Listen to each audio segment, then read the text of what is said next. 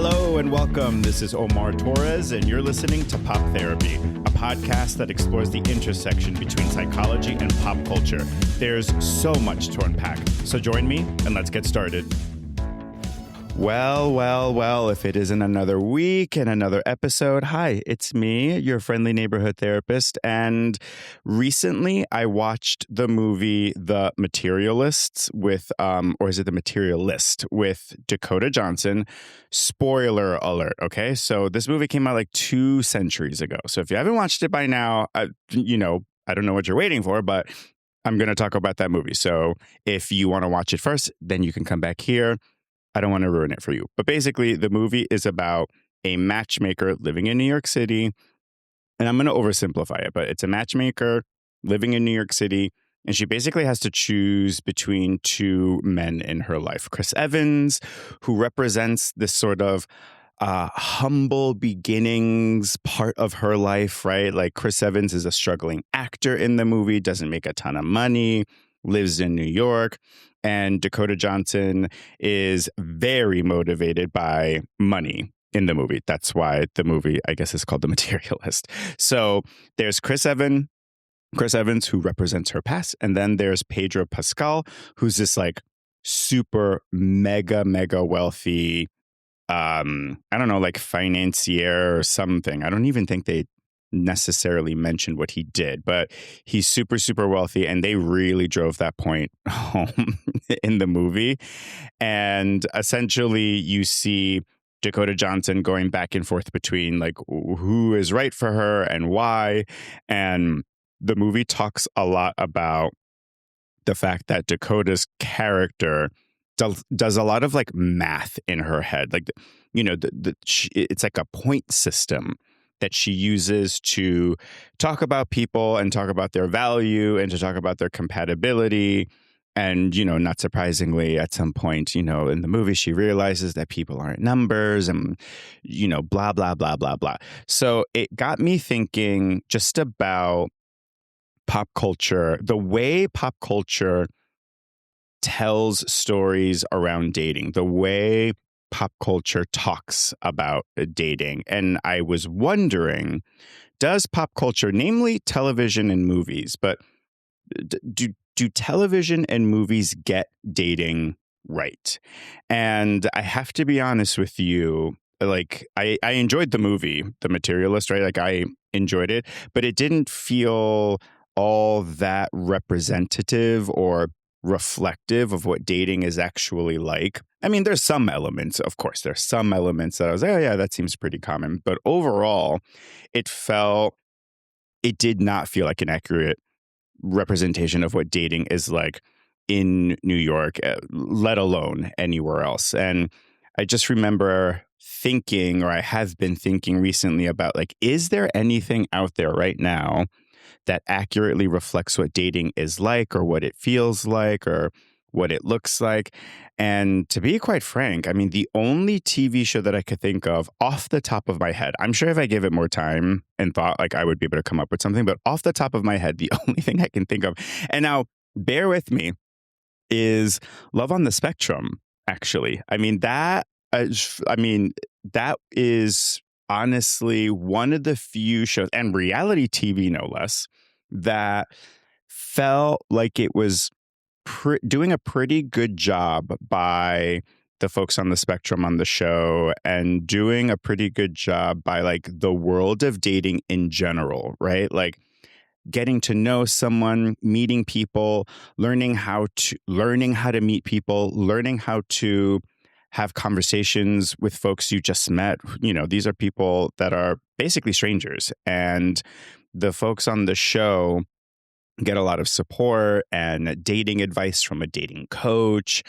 And, we are able to witness everything from a first date to a marriage, right? Throughout the different seasons of the series.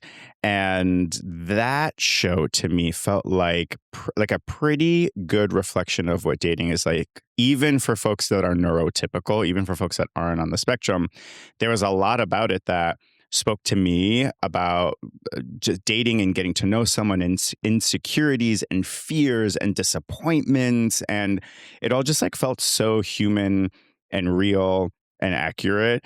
And I tried to think of other things, like other TV shows or movies, and I just couldn't think of any. So if you have any, by all means, you know, go to like slide into my DMs and let me know what TV shows or movies in particular you think do get it right. Like do a really good job of talking about and showing what dating is like.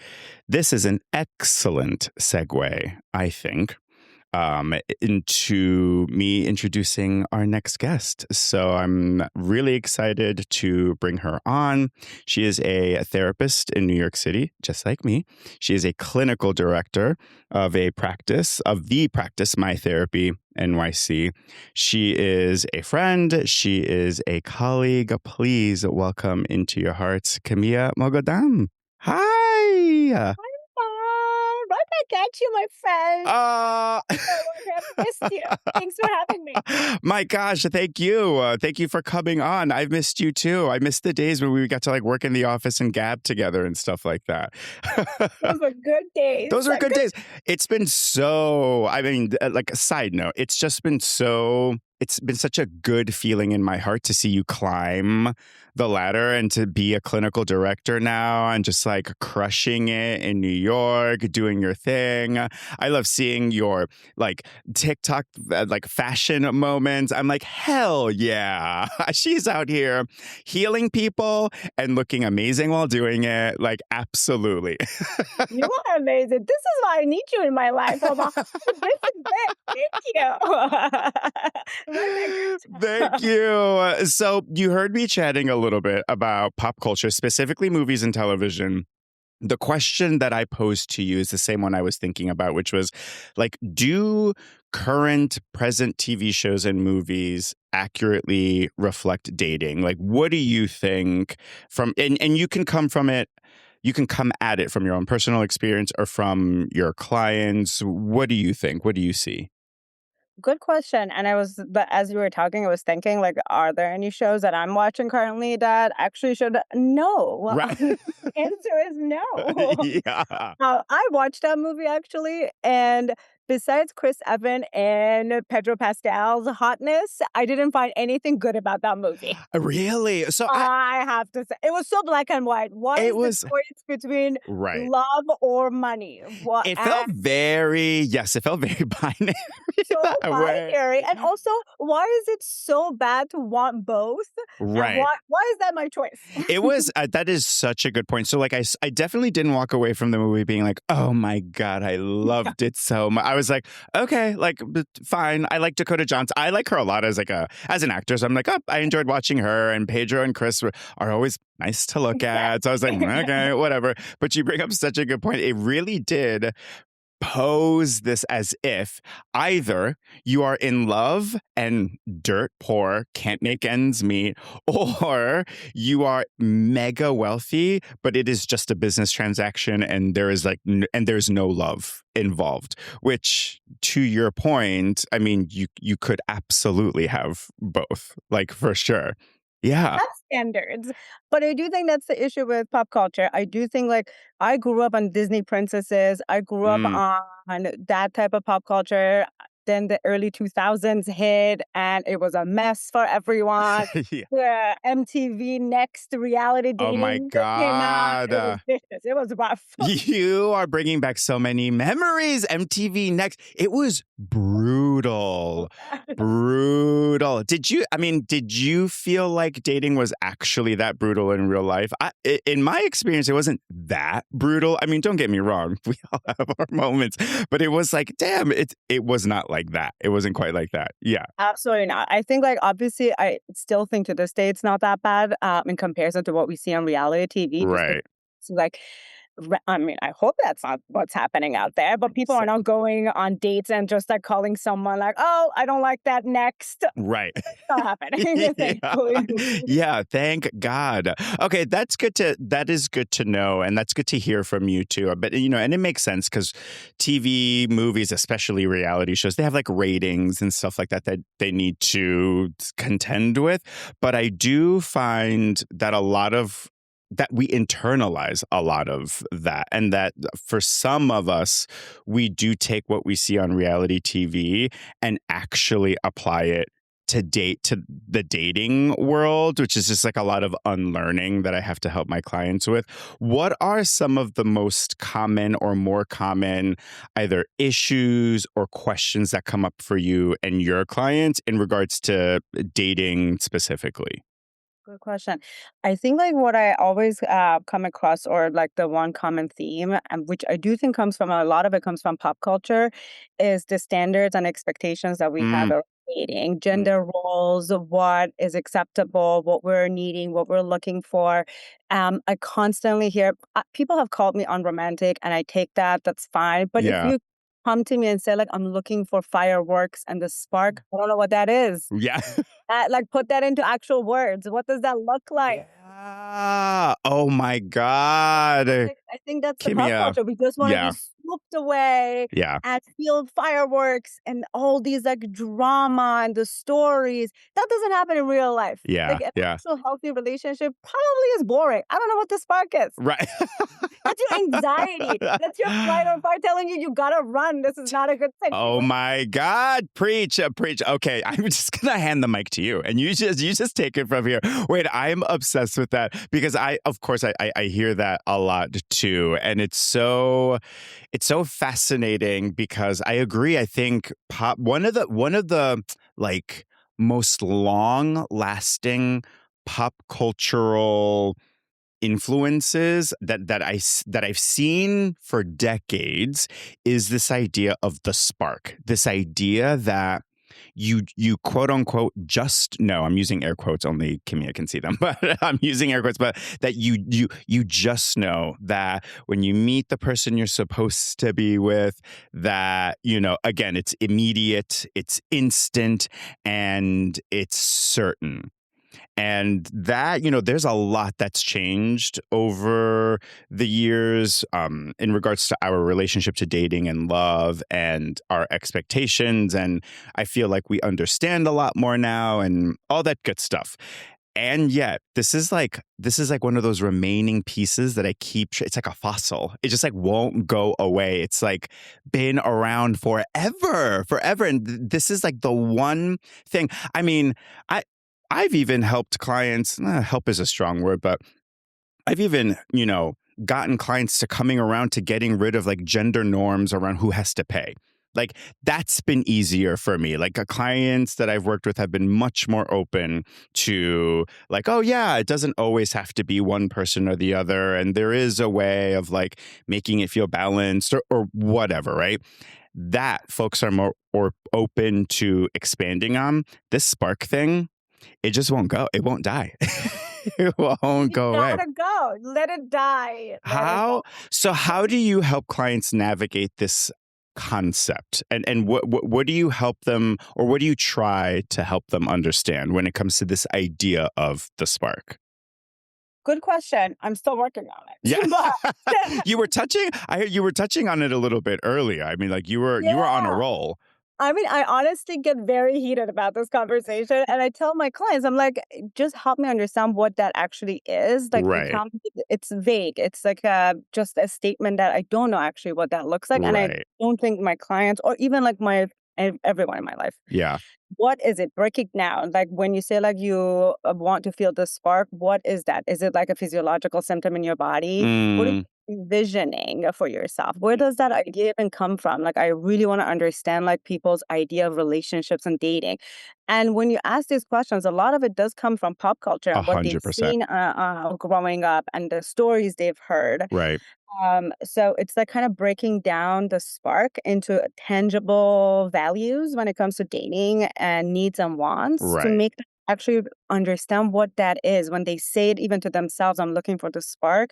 What does that look like? What does it mean? So that I can actually go find that Right. in a real way, in a tangible way. Right. What are some of the more common pop culture references that people look to whenever you break it down for them and you help them realize, like, oh, this idea of a spark or love at first sight, I got it from, like, is it Disney? Should we blame Disney and the Disney? I do. You me, I do. Yeah. I love that. Kimia's like a come for me, Disney. Try me, bitch. I will fight you. Yeah. I mean, depending on your age and what you grew up Sure. watching, and you're also obviously the cultural components Yeah. around that, it's a lot more complicated than that. But I do think a huge part of it as someone, like I'm a 90s baby. So that is Mhm. my pop culture. Mhm. Disney, MTV, that's what I grew up on. Mhm. And so much of the clientele that I work with are around the same age group. And I do think all of that comes from like the movies we've seen. And then the reality TV is so much of it is around like romanticizing toxic relationships, Yeah. romanticizing red flags, thinking that you can change someone. And at the end, it will all God. come together and it's happily ever after. Again, like all of that, I've seen it in every movie, every TV show, every song growing up. Right. Right. And it's still happening. Taylor Swift, Yeah. don't come Yeah. for me. I love you. Yeah. She's like, no, no, not Taylor. Don't touch Taylor. I'm a Yeah. fan. But it's an example of like how we romanticize a lot of things that in reality we shouldn't, and we shouldn't be going after or looking for in people. And so when you help clients break that down, is that usually when you get the feedback of like, oh, but that's so unromantic, Kimia. That's so unromantic. How do you respond to that in those, in those instances? Yes, but Yeah. humor me, maybe. Right? Test Humor it me. out. Yeah. I love that. You might be right, but humor me. Let's see. So when people talk about the spark, what are people actually talking about? What are they actually referencing in your experience when you hold their feet to the fire and you're like, okay, let's put some words to this. Let's put some meaning behind this. Let's like really quantify this a little bit more. What comes up typically? I think the common theme is obviously like sexual chemistry. Like if, Yeah. I want to like have sex with this, I'm sexually attracted to them. Yeah. Sense. You should be sexually attracted to the person that you Sure. want to date if that's your thing. Right. Absolutely. The other thing I think is sense of humor. I think a lot of Mm, like, especially early stages of dating, to me at least, or the conversations that I've had, the spark really translates into the back and forth, laughing with each other, like conversing together. yeah. Yeah. That excitement when you're talking to someone, "Look at the 2 of us. We have chemistry, Omar. We have good chemistry. We banter. We have fun." We have Oh the my God. spark. If I was straight, our chemistry would be through the roof. That's it. This 100%. is the spark, Yes. right? The Yeah. back and forth, we're laughing, we're aligned, we're just, like, having a good time. I think Yeah. that is the chemistry, that is the spark. Yeah. And if we were also sexually attracted, Yeah. then it would be even more amazing. We get Right. along, we like each other, and we have good sex. That's the Right. Those are, I would consider, correct me if I'm wrong, I would consider what you just brought up as like the healthier versions of a spark. Like when people talk about that, oh, I really, I want to be around someone and like I want to like laugh when I'm around them and I want to feel at ease. I'm like, okay, you're onto something there. I agree. Love that. Let's pursue that. Let's cultivate that. I love it. Sometimes, and you touched on this a little bit too, the spark that someone is referring to is actually their anxiety. It's actually their fear of losing the person or their fear of feeling less than and stuff like that. Do those conversations also come up for you with your clients? all the time. Yeah. I would say something, again, very unromantic. You know how people say, like, butterflies in my stomach? Yeah. actually you're just your anxiety. Yeah. It's like literally your body is reacting to danger signals and Yeah. threats to your safety.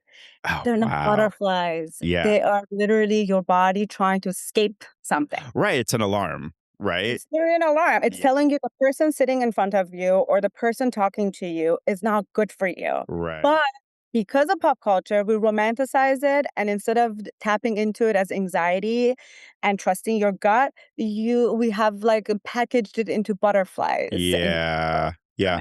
We and packaged then it we into try to something. seek that and find that. Yep. You mentioned something. Oh, I really appreciate how the conversation about the spark, and it sounds like you have a similar experience with your clients, is ultimately a conversation about it's like a somatic conversation. It's about being in touch with your body and you helping them recognize what is your body telling you, because that's actually not love, babe. That's actually not great. What you are experiencing is anxiety, and your body might be telling you something really important, because this might not be a good match, or this might not be a good person to have around. Absolutely, absolutely, because it's our in our, biology. It's an Yeah. evolutionary thing. It's our survival as humans. Like, we thousands of years ago, we saw a bear, we ran, we didn't Right. hug it. And it's the Right. same thing, but right now, because we've romanticized it, we see a bear and we hug it and we're like, "Oh my god, that's my person." Yeah. You gotta run, it's about to eat you alive. I know. I know. And then on the flip side, I have worked with clients that they run away from every nervous feeling, and that's like the other end of the extreme, where I'm like, well, I don't yes, there's some vulnerability that comes with getting to know someone, and there's some fear that comes with that. You have to be able to know the difference. And it's a skill, right? I'm not saying it's something that you're born knowing necessarily. It's something you have to practice understanding. But there's a difference between I'm feeling vulnerable, and this is unsafe. I am, this is not good for me, or this is toxic, or this is abusive, or what have you. And getting folks to understand like the differences between the two has also been an interesting part of the conversation. What would you say, or how would you help a client understand the difference? Like, what would you say to anyone listening right now? Like, what's the difference between your body saying run the other way versus this is just like a normal part of being vulnerable? This is like a very human part of being vulnerable. Good question.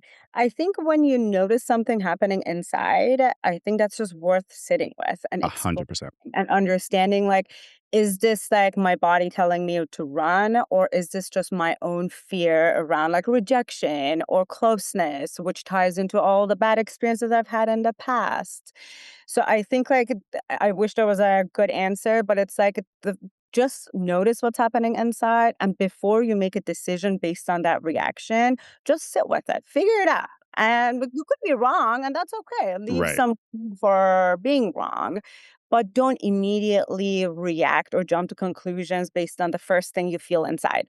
That's a perfect answer. I think when it comes to dating, we are all, as a culture, we're like starving for quick fixes, quick answers. Here are the top 5 red flags. Here are the top, and we just want it like organized and neat and generalizable. And what you said is something that I constantly talk to clients about, which is you have to sit and like figure it out. Like you have to put in the work to figure it out. I can't tell you right away what you should be looking out for or what your body is telling you. You have to tell me. I'm going to help you listen to your body. I'm going to help you sit with it with someone, and we're going to unpack it. But I can't just like throw out some saying, or if you can't love yourself, how the hell are you going to love anybody else? Like that's too vague. That could mean anything. You know what I mean? And so the work really is sitting with the feeling and trying to understand what's activating this, where does it come from, and is it giving me an accurate assessment of the situation? right? Because sometimes the feeling is telling you, oh, this is unsafe because it actually is. And other times it's telling you it's unsafe when actually it's like, oh no, you are actually okay, but this is just uncomfortable or unfamiliar. You know what I mean? Totally, exactly. It's just like all about like sitting with yourself and kind of like deciphering it in that way for Yeah. yourself. Yeah. Yeah. And again, knowing that you can make mistakes, it's dating, it can be complicated, but as long as you're allowing yourself to just sit with yourself and understand your needs, which is why I think like I love the doing the exercise of needs and wants with my Mm, clients, is mhm, that it creates a at least a roadmap for some basics. Like, mhm, what are my non-negotiables? What are my mhm, needs? What are some things that in an ideal world I'll get, but I'm willing to compromise on? mhm. That kinda at least gives you an idea of like, okay, like, if this person meets all of these needs, we're good to go on, like, 5 dates and then decide where to go from there. Right. Oh, I love that. It's not even about coming up with a needs and wants list that like it that doesn't give you a guarantee, but it gives you like a place to start. So it's like, okay, this person checks a bunch of these boxes or fulfills a bunch of these different various needs. Let's go on a couple of dates. See what else is there. It's not, oh, this person checks all my boxes. We have to get married. It's just like, let me get to know who this person is. It's so funny because the movie talks a lot about, or they like, that's a huge part of how the matchmaking process happens. Is she goes over everyone's like non-negotiables and what are their needs and yada yada yada. So obviously, it's a movie. But some of the needs in the movie were absolutely bonkers. I didn't say there was like just such specific and like I don't want to say meaningless, like capital M meaningless, but meaningless in the grand scheme of things. Like they had to be 6'2" or taller, or they had to be, 115 pounds or less. Like these like arbitrary needs that are based off of, I don't know, that are based off of these like ideals around like looks and value and stuff like that. Has that ever come up for you where you've had to like talk to a client about like, listen, I don't necessarily think this is an important that you should be focused on this particular need. Oh my god, all the time. Actually, Yeah. whenever you do like, at least with the, people that I know, anytime I've done this, the first things are always about, like, money, height, Gotcha. weight, like, the most, like, surface level things. Yeah. And again, I'm not saying not don't have a type. We all have a type. Of That's course. totally okay. But can you add more things to that list and not just get so hung up on these like 5 things? And if Yeah. they don't meet these 5s, then you're automatically taking them out of your dating pool. Right. Because let me tell you, at the age of 85, I don't think you're gonna care if they're 6'7". You Amen. want someone who laughs with you and they're politically aligned and you can be in Amen. retirement playing Uno with them. Right. So that's what we're looking for Right. here. Yeah. But I think like and that's again pop culture, just where we are in society. Everything's about right now, and there's so many options. You live in New York City, everyone's beautiful, everyone's amazing and Yeah. successful. But it's just like we get so hung up, and it's social media, it's pop culture. We literally last summer's anthem was a finance bro with blue Oh my eyes. God, that's right. And I don't sing it. I'm not singing it. I completely forgot about that. That is so true. It is a very like right now mindset to think about. Like, I want someone with this particular body type who makes this amount of this much money, especially the physicality of it all. It's like, it's a very short-sighted way of viewing what is hopefully like a long-term investment. You know what I mean? And to your point, again, you already said this, so I just want to echo it. There is nothing wrong with like wanting to be sexually attracted to someone or wanting to like rip someone's clothes off and like that 100%. But yes, you also want to think a little bit more long term, and I'm thinking of a lot of my gay male clients who want someone with like a 6-pack or, a 12-pack or whatever. And I'm like, that's cute, but when they're 70, I don't, I don't think it's going to be all that important to you. So let's like you said, let's add a few more things in the mix and make sure that you're not overvaluing these short-term desires, because it all, like, eventually it all goes away. The looks fade, but someone can make you laugh well until your 80s. You know what I mean? If that's what you seek, if that's what you pursue.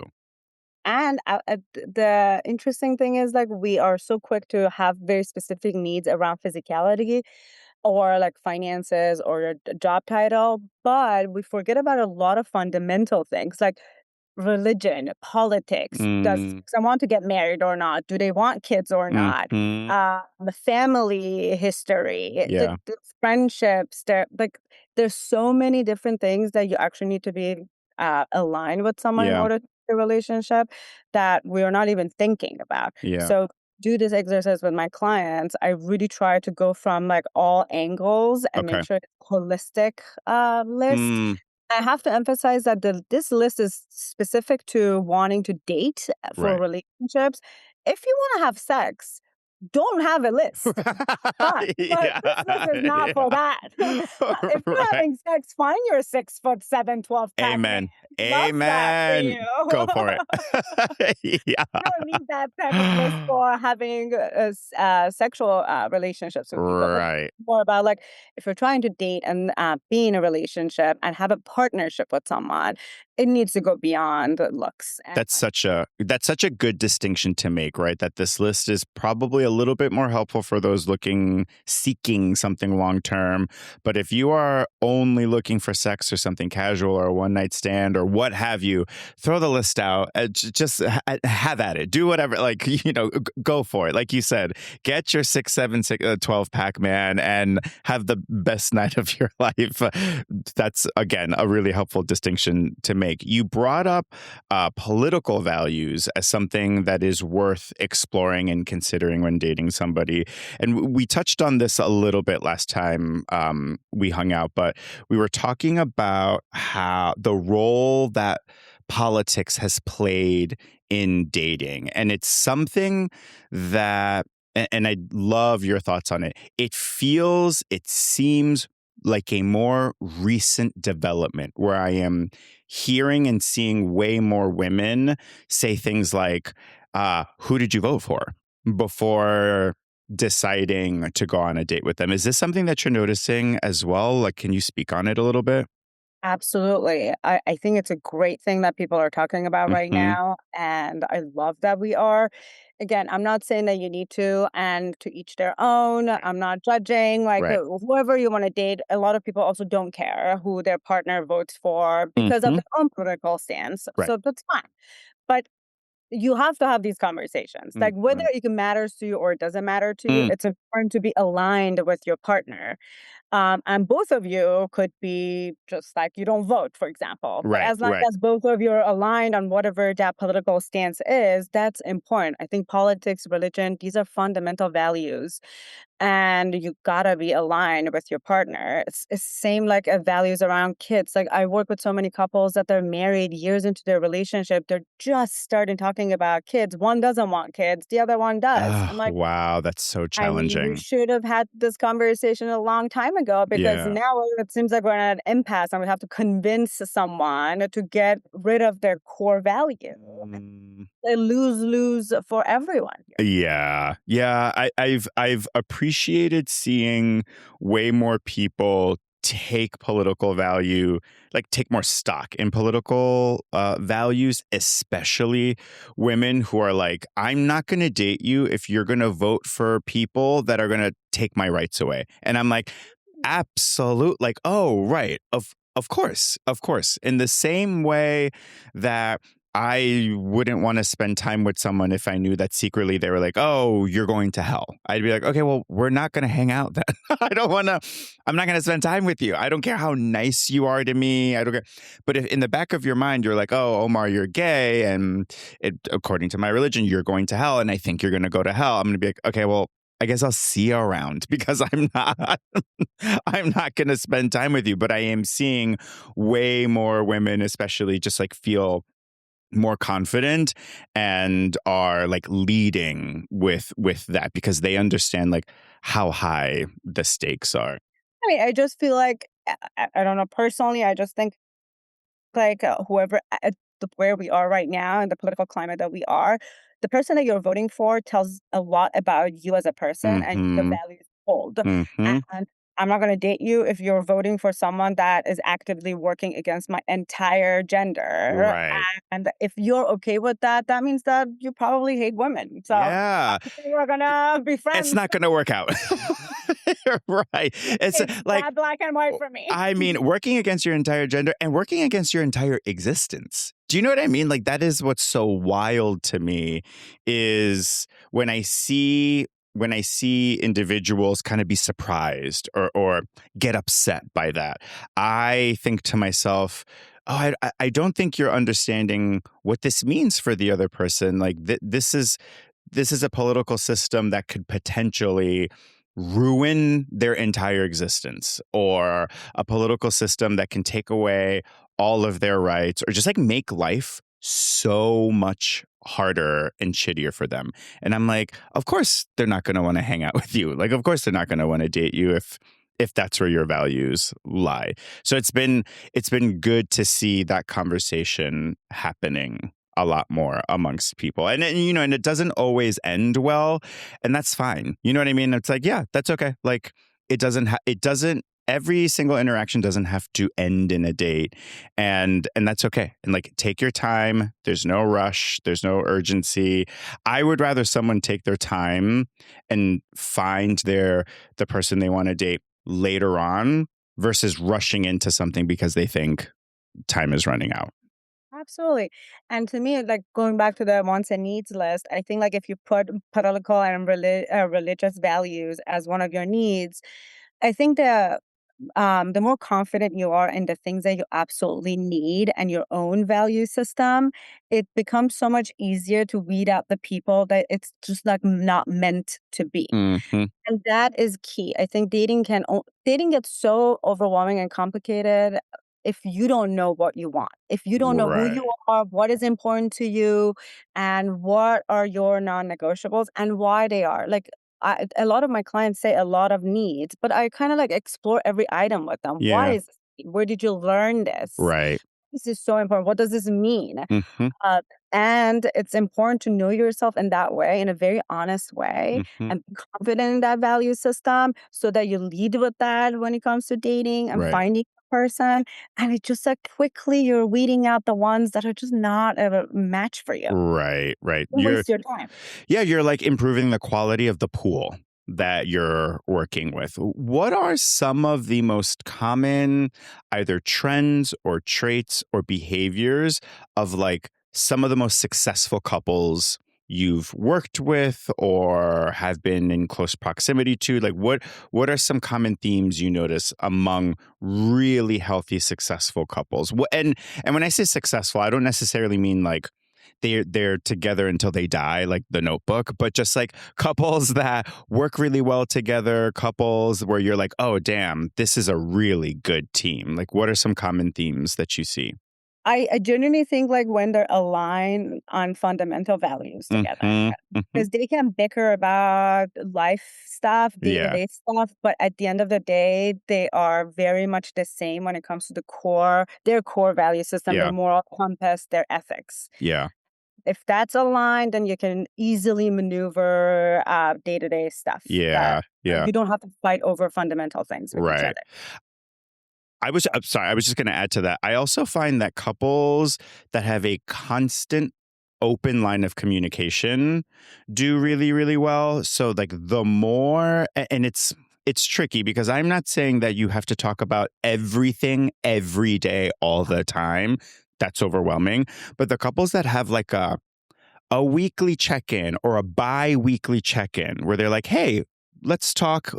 It's almost like a staff meeting, but with you and your partner a little bit. And it's like, okay, what's on our agenda? What's working? What's not working? What needs a little bit of work? let's give some praise, like what, who, when you did that thing or said that thing, like that was awesome. Here's a gold star. Like those kinds of conversations, as long as it's consistent and regular, I find that those couples do really well. Absolutely. I was gonna say, like, I think communication, curiosity, and wanting to Ooh, grow with each other. So if yeah. you're Oh, yeah. living your life like we are gonna date, we're gonna be in a relationship for many years to come, that means that we're going to individually grow and change, and that means that we're gonna grow and change together as well. Our Right. relationship is gonna change. That means that we're gonna have to constantly be curious with ourselves and Mm, each other and be willing to be flexible and change and grow together. I think if like one partner is not willing to be curious or grow and they kind of like plateau in their mhm. own journey, it's hard to kinda stay with them longer. Yeah, that's such a good point. Can you talk a little bit more about what you mean by curiosity in a relationship? Yeah. What that looks like? Being curious about each other's world, like, care about, like, Mm, what they do at work. Even if you don't genuinely care, at least ask 2 meaningful questions about their day. yeah, Ask about their friends, ask about who they are. Especially in long-term relationships, we know everything about each other, or we assume that we we know, assume, so right, we right. lack curiosity by a lot. So you have to be even more intentional, like, be curious about, like, "Oh, did you talk to your mom yesterday? How is she? Mm, What did you guys talk about?" Like, don't just ask surface level questions of like, "How are you doing? How was your day?" Every yeah, day, you're yeah, gonna get the same answer. But ask meaningful curiosity questions. Big stuff like, "What are we doing 5 years from now?" Or, "What are your dreams? What are your, needs?" yeah. Or small stuff every day. "How was your day? Did you talk to that person? What did you eat? How are you feeling?" Just, like, kinda, like, meaningful, in-depth questions. Yeah, digging a little bit deeper. I think the curiosity is so wonderful because, a couple of things happen. One, when you ask meaningful questions, your partner feels connected, wanted, desired, interested, right? It's like, oh, this person's like actually interested in what I do with my time. That is a good feeling to have, right? And then the one asking the question, you just get to know more about your partner, and you every once in a while you learn something or you uncover something that maybe you didn't realize before, and so it just keeps the conversation interesting. It just keeps it interesting. You know what I mean? And it's not, like you said, it's not just like the same old monotonous. How was your day? How was your day? But getting into the weeds a little bit. Oh, like what happened with your coworker? What you said, like there was some drama between the two of you. Like what happened? Did you talk to him? Or, what did your boss say when blah, blah, blah, blah, blah happened? Or things like, did you talk to your mom? What was that conversation like? What did you guys talk? Or like things like that, just to show your partner that you're actually engaged, present, and interested in what they're doing. I even on like a personal level and a professional level, I'm like, oh yeah, that really lands with me, and I see that really resonating with clients a lot too. So I appreciate you like, mm, you know, highlighting rather the like curiosity part, because I think that that's huge. Yeah, absolutely, and encouraging them to change. Like, if they're saying like, "Oh, I've been thinking about doing this," like, "Yeah, let's do it. What can I Let's do do to it. help? What do you need from me? I'd love Totally. that for you. Let's do it." Yeah. Just like a source of encouragement in that way for good change and positive change in their life. Yeah, being your partner's like best hype person, I think is like is the cutest thing, and that's you just reminded me. That's what else I've seen in really strong couples is that they are each other's biggest fans. They're always like, "You got this. You're killing it. You're amazing. You're beautiful." It's just like hyping them up, and that's like a theme I've noticed in a lot of really strong couples as well. So I'm glad you brought that up. Thank you. Camilla, every guest that comes on this little show gets asked the same question, which is, what is one piece of advice that you've gotten from the mental health world that you live by? So this can be something that you've learned in your training. This could be something you picked up from your own therapy or from a book or from a friend or whatever. But what is one piece of advice that you swear by? Good question. I think this is something that I really live by personally and professionally, and I try to preach it. I've learned it through life experiences, my training as a therapist, everything that I've gone through. I think we all think we get so mad at ourselves for all the behaviors and all the things that we do. And we say, like, what's wrong with me? Why do I always do this? Mm. I think you have to stop blaming yourself. We're not trying to ruin our lives. We're not trying to work against ourselves and Yeah. destroy our lives. Yeah. We're literally just repeating what we once did, and it helped us survive all the Mhm. things that we've gone through. We have a certain number of tools in our toolbox. They've worked for us, they've Mm. helped us survive life. But right now, we're safe. We're okay. We don't need them anymore. Mhm. Well, yep, we still walk around and with this toolbox every day, and it's heavy, it's weighing us down, it's Yeah. tiring, it's exhausting. It's time to put that toolbox in the closet. You know it's there if you're in survival again. You know you have the skills to survive. Right. You don't need to walk around with them every day. It's just there. You'll go to it if and when you need it. Mhm. And you can just trust yourself that you're okay, you're safe, and you can go through life without them. Yeah. So I think like just understanding and showing yourself compassion that you're not trying to ruin your life Yeah. and just using all the tools that once upon a time helped you survive. But right now you don't need that anymore. You're not Yeah. survival. Yeah. Yeah. Yes.